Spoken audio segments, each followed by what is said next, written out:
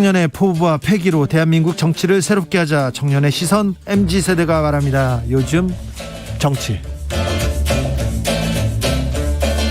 2030 청년 어벤져스 청벤져스 출발하겠습니다. 김용태 국민의힘 최고위원 어서 오세요. 네, 안녕하십니까. 김용태 국민의힘 최고위원입니다. 네, 안녕하냐고 묻기가 좀 그렇습니다. 거기 최고위원은 어떻게 된 거예요? 뭐 오늘 보셔서 알겠지만 굉장히 여의도에 코미디 빅리그가 국회에 있었구나. 네. 아니, 사퇴를 선언하면서 비상상황이라고 사퇴 의사를 표시한 오늘 국회의원이 아니죠. 최고위원을 사퇴하겠다고 말한 배현진. 최고위원들이 네. 윤영석. 네, 참석해서 의결을 했다는 것 자체가 말도 안 되고요. 본인들이 지금 최고위가 기능상실이 아닌 것을 증명한 거잖아요. 네. 이미 최고위가 잘 작동되고 있는데 어떤 게 비상 상황인지 저는 아직도 납득이 안 가가지고 글쎄요, 이게 뭐 술을 먹었는데 음주운전 안 했다는 건지 뭔지 무슨 말인지 잘 모르겠어요. 배현진 최고가 사퇴했잖아요. 네, 예. 그 최고위원 회의나 최고위원들한테 나 이래서 못하겠다 이런 얘기 했습니까? 전혀 없었고요. 저는 그 사퇴 가능성이 있다는 것을 목요일날 밤에 늦게 한 언론 보도를 통해서 접했고, 한 종편에서 청와대 예. 정무수석과 뭐 얘기를 네네. 했는데 최고위원 3명이 사퇴한다 그런 얘기 그런 나왔잖아요. 보도가 이제 목요일날 있었고, 저는 금요일날 아침에 최고위원회에 참석했더니 배현진 최고가 저희한테 통보하듯이 이제 말씀하셨어요. 아니, 민주주의가 대화 타협인데 본인께서 사퇴 의사가 있으면, 그리고 또 뭐 최고위원들 전원 사퇴를 이제 말씀하시면서, 아니 사전에 최고위원들하고 좀 대화 설득을 통해서 시간이 필요한 거잖아요. 근데 생각이 좀 다르다는 이유만으로 본인은 사퇴해버리시면 굉장히 책임 없는 행동을 하신 거거든요. 비대위로 갈 수 없었다는 상황을, 당원 당규 개정하지 않고서는 비대위로 갈 수 없었다는 상황을 최고위원들 모두가 인식하고 있었음에도 불구하고 본인은 나 몰라 하면서 먼저 사퇴해버리면, 나 몰라가 아니라 지금 비대위로 가려고 비상 상황을 만들고 있는 거죠 지금. 그렇죠. 예, 예. 비상 상황을 만들고 있는 거죠. 제일 먼저 본인 사퇴하겠다고 의사를 밝혔고 또 오늘 최고위는 참석해가지고 의결 권한을 행사하는 것 자체가 모르겠어요. 저는 술 먹고 다들 음주운전 안 했다고 말하는 것과 비슷하고 다들 귀신에 씌이신 건지 이 상황을 계속 우격다짐식으로 밀고 내려오니까 자, 국민들이 국민들은 뭐 하는지 모르겠어요. 이게 뭐 인생하고 경제하고 무슨 상관이 있어. 네. 지금 아니 잘하겠다고 경제 살려보겠다고 우리가 더 유능하다고 정권 달라고 해서 가져갔지 않습니까? 그다음에 보여주는 게 뭡니까? 자, 내부 총질 문자가 나왔어요. 네네. 그러면서 그렇어요. 근데 그걸 수습이 그러면 이준석 나가란가요? 뭐 전체적으로 지금 형상은 그렇게 되어 가고 있는 것 아닌가 싶습니다. 그렇죠.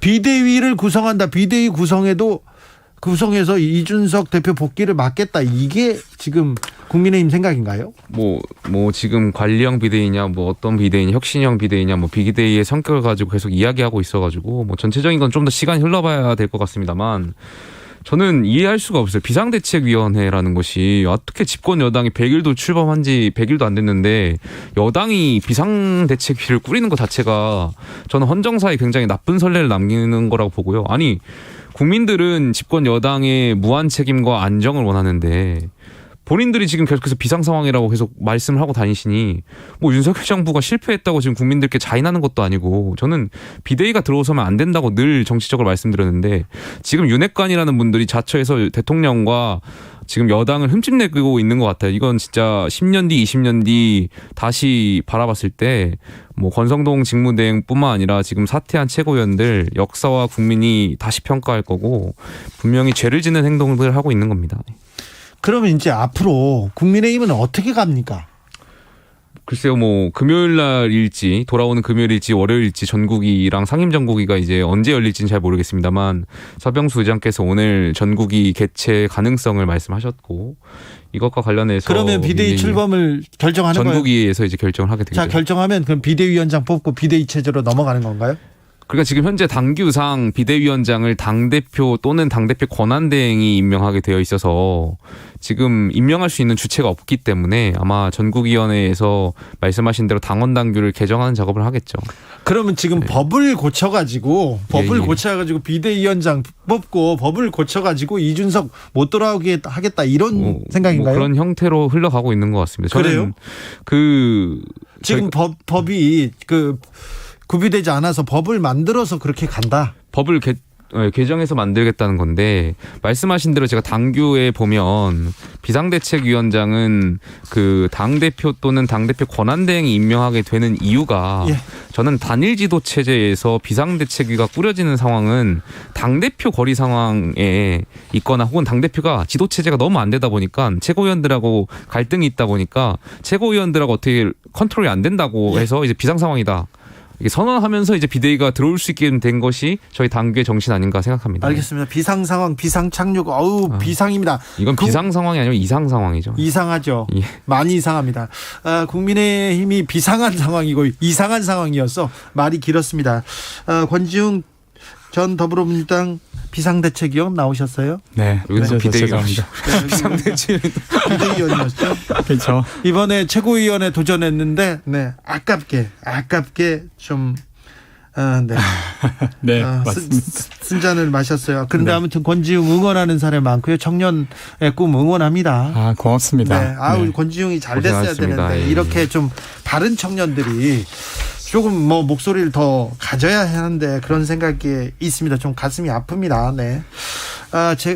저희 식구여서 그렇게 얘기한 것도 있지만 이 두 분들이 좀 더 목소리를 가지고 더 많은 역할을 했으면 하는 게 생각입니다. 국민의힘은 그렇게 갈 것 같습니다. 그런데요. 자, 대통령 개편설 흘러나옵니다. 김대기 비서실장 지난주에 사의표했다 이런 얘기가 나왔어요. 무조건 근데 그렇지 않았다 이런 얘기도 나왔는데요. 어떻게 이 지지율 윤석열 대통령이 민심을 다시 찾아가야 될 텐데 일단 국민의힘 당에서는 전혀 도움을 못 주는 것 같아요. 자, 그러면 대통령실 내각은 어떻게 됩니까? 당연히 다 저는 사퇴하셔야 된다고 생각합니다. 그래요? 그 지난주에 아까 말씀드렸던 종편 보도에 따르면 정무수석실에서 지금 개입을 한 거잖아요. 어떤 당무에.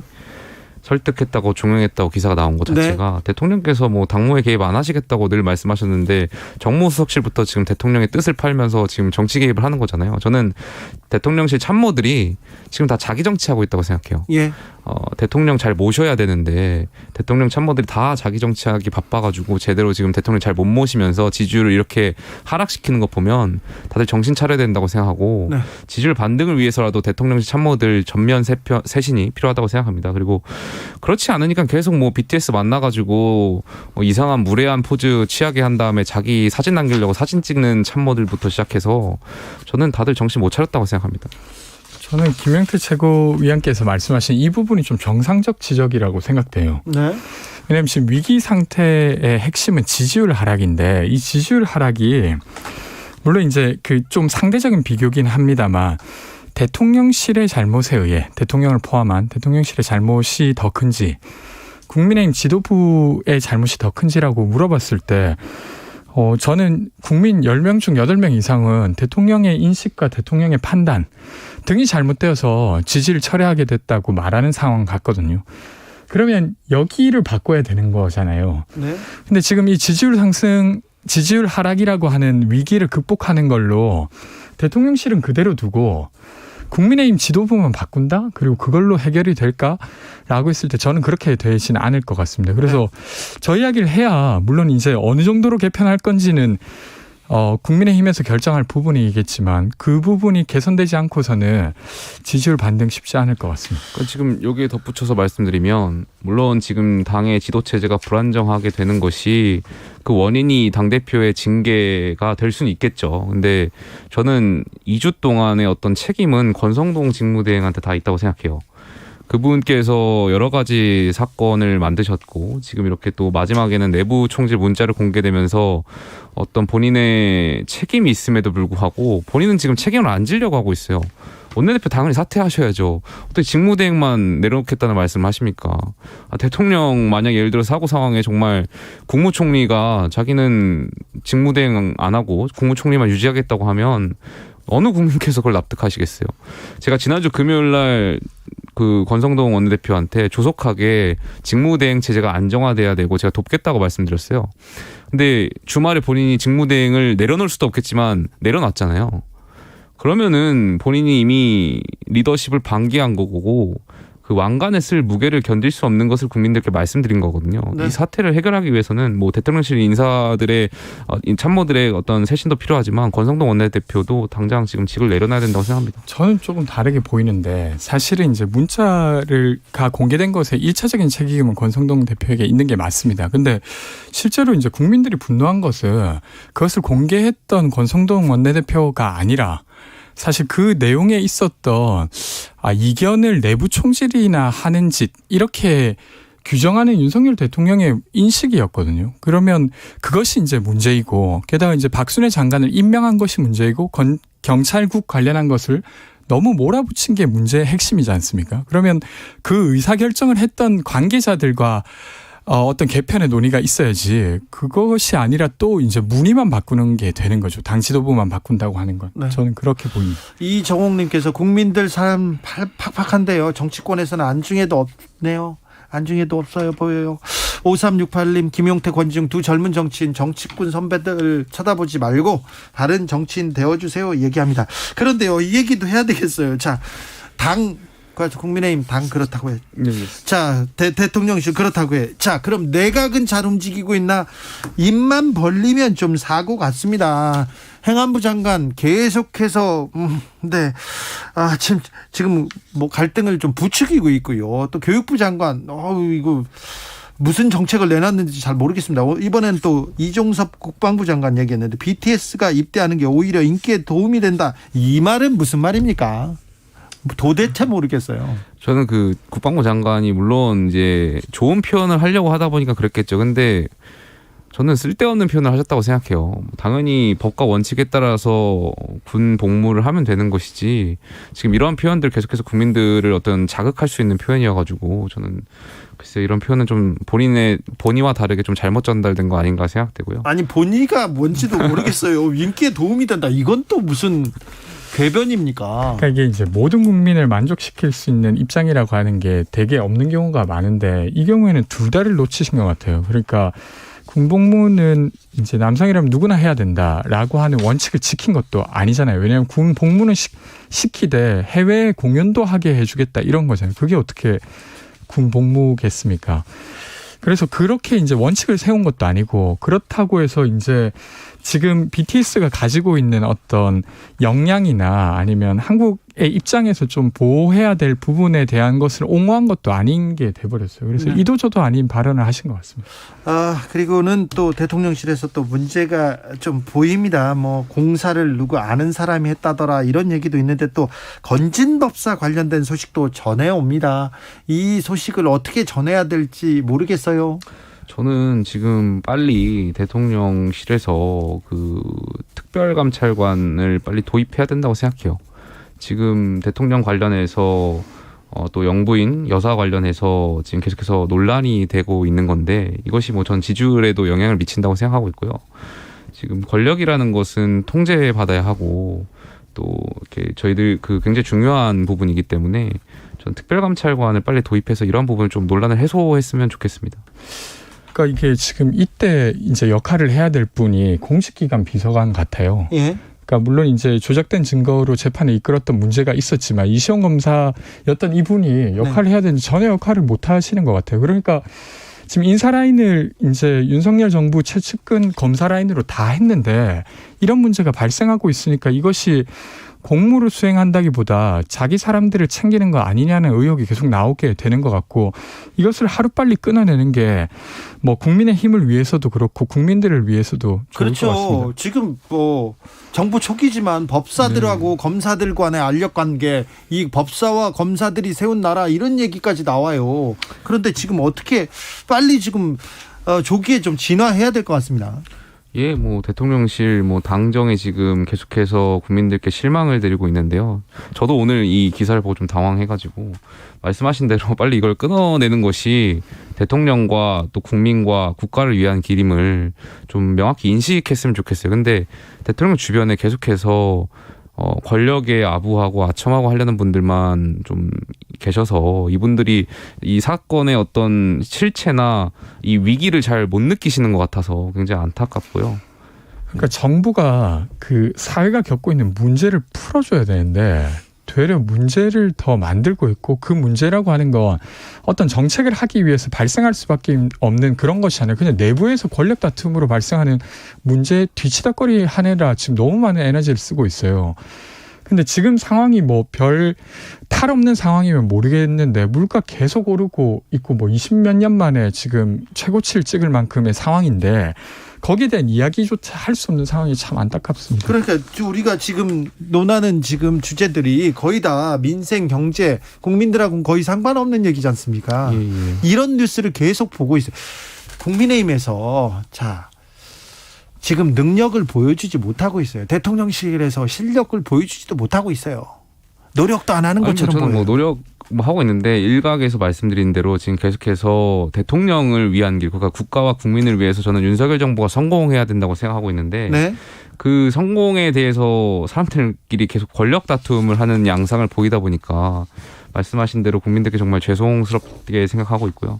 정말 당정이 쇄신해야 된다는 생각 갖고 있습니다. 그래서 말씀하신 대로 정말 다들 국가 국민을 위해서 또 대통령을 위해서 정말 일을 해야 된다고 생각하는데 아까 다시 말씀드리면 원래 처음에 말씀드린 대로 다들 자기 정치하기 지금 바쁜 거 아닌가 참모들이. 예.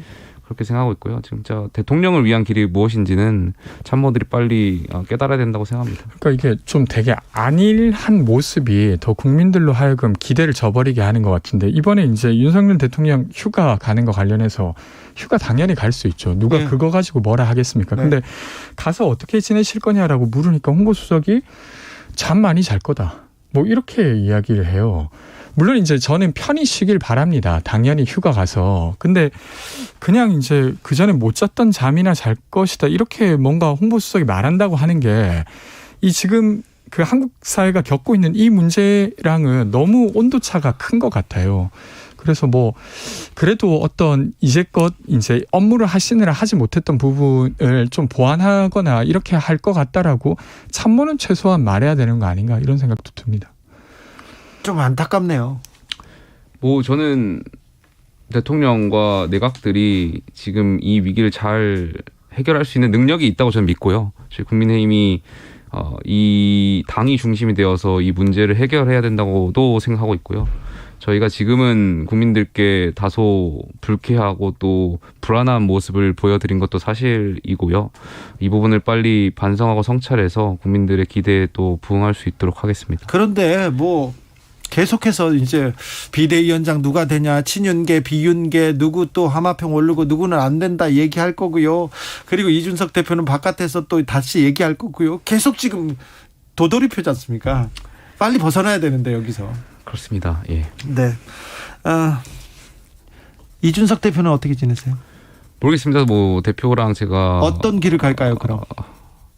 글쎄요, 뭐 제가 뭐 이준석 대표랑 연락을 안 해봐서 근데 뭐 언론 보도를 보고 저도 접하는데 아, 그래요? 뭐 가처분 신청부터 시작해서 뭐 A부터 Z까지 모든 방안을 강구하고 있다고는 제가 들었습니다. 네. 자, 김건희 여사의 논문. 국민대에서는 문제없다 결론을 내렸는데 이 부분은 청년들이 어떻게 볼까요? 네, 그러니까 이제 그 블로그에 있었던 걸 똑같이 적었는데 인용 표시를 안 했다는 거잖아요. 근데 사실은 그렇게 하면 안 되는 거잖아요. 근데 왜 이제 김건희 여사의 논문은 그렇게 해도 별 문제가 없는 것이 되는지 사실 예를 들면 여러 영역 그러니까 뭐 정치가 하지 못하면 학계라도 원칙을 지킨다든가 이런 것들이 필요한데 지금 그것마저도 이런 것 같아요. 그래서 국민대가 이 결정을 내린 게 나중에 뭐 예를 들면 아주 후회스럽지 않은 일이 되길 바라는데 지금 내용으로서는 아주 역사에 남길 만한 오점이 되지 않을까 싶습니다. 그 유지로 그러니까 영어 YUJI로 번역이 아니라 이렇게 명시해서 쓴 거는 저는 이거는 연구 부정 행위라고 보기보다는 부실 연구인 것 같고요. 좀 굉장히 당황스럽고요. 말씀하신 대로 국민대의 결과는 존중해야겠죠. 거기가 이제 어떤 기관이고 본인께서 근거 있게 판단했을 텐데 제가 좀 근데 이 논문을 제가 직접 보진 못했는데 일각에서 보니까 그 표절 사이트에서 이 논문들을 비교해 보니까 뭐 굉장히 높은 수치의 표절이 있었다고 이제 이야기가 있어요. 이 말이 사실이면 국민대 결정을 납득하기는 좀 쉽지 않겠죠. 왜냐하면 저도 대학원 생활을 했고 보통 말씀하신 그 논문 표절 사이트에서 저희 지도 교수 같은 경우 1% 미만을 갖고 오라고 늘 하시거든요. 네. 그리고 대부분의 석박사 분들이 1% 이상 넘기, 뭐 5% 미만 수준이에요. 5%도 굉장히 크다고 보는데, 근데 말씀하신 대로 이게 두 자릿수가 나온다는 것은 글쎄 뭐 참고 문헌 때문에 그렇게 많이 나온 건지 제가 보질 못해서 뭐 말씀드리기는 되게 제한스럽습니다만 어쨌든 높은 수치거든요. 네.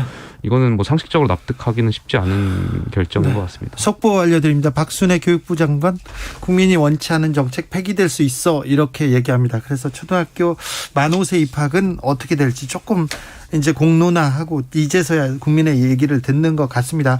민주당은 괜찮습니까? 이재명 의원 뭐 설화에 또 좀 휘말렸고요. 이번에는 또 온라인 플랫폼 제한한 걸 두고 좀 논란 불거집니다. 저는 온라인 플랫폼 자체는 만들 수 있다고 생각해요. 그리고 소통을 하는 체계가 더 만들어지는 건 좋다고 생각하고, 근데 이제 이 온라인 소통 플랫폼이 만들어지면 소위 이제 증오 정치, 그러니까 이견을 적의 의견으로 여기는 이런 문화가 없어질 거냐라고 했을 때 그럴 것 같지는 않습니다. 네. 근데 민주당이 지금 겪고 있는 어려움 중에 하나는 다른 의견을 지금 수용을 못하고 있는 게 문제지 않습니까? 민주당이 왜 그렇게 비민주적인 그 수용, 비민주적인 이 의견 절차, 의견 수렴 절차 이렇게 좀 빠져든 걸까요? 그러니까 이게 사실은 2016년에 있었던 촛불이 문재인 정부를 탄생시킬 때 적폐청산 정부라고 스스로를 규정하게 돼요. 근데 그때 사실 그러니까 상대를 경쟁자, 대안을 만드는 경쟁자라고 여기는 게 아니라 정적으로 여기는 문화 같은 것들이 더 커지지 않았나 싶고, 그것을 해소하지 못한 채 지금까지 오면서 조금만 다른 의견을 내면 너 당에서 나가, 이런 것들이 너무 팽배하거든요. 그러니까 공개적으로 뭔가 반대 의견을 내는 게 너무 위험한 일이 돼버렸습니다. 그래서 네. 정말 안타깝습니다. 여당이 지금 굉장히 여당 상황이 좋지 않아서 야당 상황을 제가 많이 못 챙겨보고 있었는데, 이 이재명 의원은 지금 말인지 막걸리인지 무슨 말 하는지 잘 모르겠어요. 본인이 욕을 잘하셔가지고 자꾸 이런 말씀을 하시는 건지 잘 모르겠는데, 이게 무슨 욕하는 플랫폼이 너무 가볍잖아요. 정치인이 너무 가볍고, 며칠 전에는 또 갈라치기 하셨더라고요. 또 소득과 뭐 학력에 따라서 뭐 정당의 선호도가 다를 수 있다, 뭐 이런 식의 발언을 하셨던 것 같은데, 도대체 저는 지도자의 자질이 있는지 잘 모르겠어요. 저희 지금 여당 상황이 좀 바빠가지고 저희가 야당에 대해서 이제 잘 신경 못 썼는데, 글쎄요, 전 이재명 의원이 과연 당대표로서의 자격이 있나? 없다고 봅니다, 저는. 그러니까 뭐 물론 이제 그 어떤 사람이나 약점과 강점이 있기 마련인데, 저는 뭐 갈라치기 발언의 핵심 내용은 당의 정체성을 어떻게 세울 거냐에 대한 부분이었다고 생각해요. 그리고 상대적으로 민주당이 중산층과 서민의 정당을 표방해왔고 그것이 자부심이기도 했습니다. 그래서 그런 것들을 스스로 반성하듯이 말했으면 저는 나쁜 말이 아니었다고 생각하는데, 그 중산층과 서민의 정당이 되지 못한 것이 언론 탓이다 이렇게 해버리니까 저는 거기에서 좀 핀트가 나간 것 같아요. 그래서 말씀하신 대로 좀 비판받을 지점이 있다고 이재명 생각합니다. 의원이 그런 생각하신다는 것 자체가 굉장히 경악스럽고요. 이게 잘못 말씀하신 거면 사과하셔야 되고, 본인의 생각이 정말 그렇다면 정치 그만하셔야 되는 거 아닌가 생각됩니다. 저는. 네. 갑자기 또 정치를 그만두고 아니 그렇잖아요. 그 국민을 다 계층을 나눠서 학력을 나눠가지고 지지정당을 그렇게 구별한다는 것 자체가, 이거는. 근데 이제 뭐 글쎄요. 그런 걸로 치면 윤석열 대통령이 이견을 내는 사람을 두고 내부 총질이나 하는. 알겠습니다. 요즘 정치 여기까지 들을까요? 김용태, 권지웅, 김용태 감사합니다. 네, 감사합니다. 고맙습니다. 번역호님께서 BTS는 가만히 있는데 왜 정치인들끼리 그런지 모르겠어요. 그럽니다.